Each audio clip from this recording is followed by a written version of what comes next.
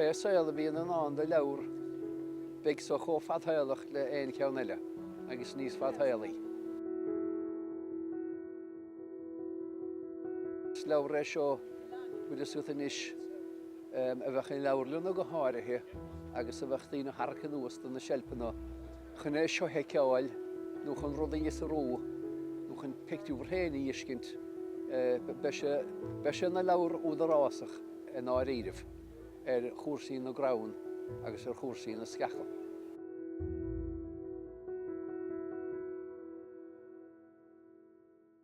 Sean the gcéad is thugus pictiúí é an chrainn gan trasnar picúir do dúchasach nó take isteach ó níosacht. Bhí chuig bliain an na gosglíosa an rud a bhínis 600 so thug sé timpeall tucha bliain fad.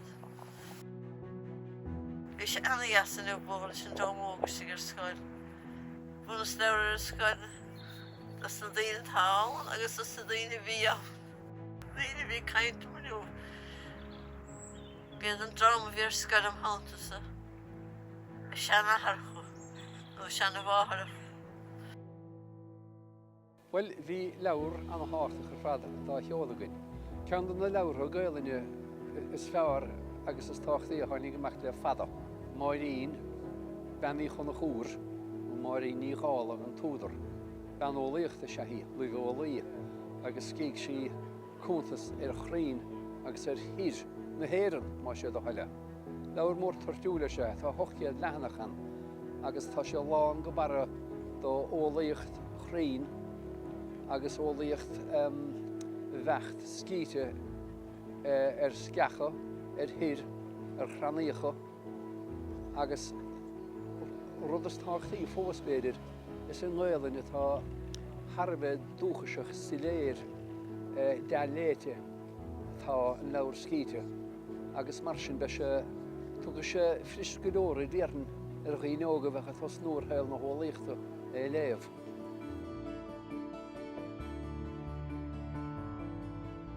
Bhfuil is le Máirín agus bhí mar caint mar dheall ar an leabhar agus I suppose bliain in íag son tháinig Máirín cuam a rá, bhhailm go gabhróchtú lom chun an leabhar seo ailsiú. Seachtain ribh a bhreile bhí an leabhar úntaach seo ina lámhaice. Tá muinte na háite a fithe trocha bliana don tarna leabhar ó Máirín Uí Chonchubhair. Scríobh sí flóracha go gcéine agus san is Crainn agus Toir. Leabhar úntaach a chuir síos cumasach ar na Crainn agus an Toir atá in éireann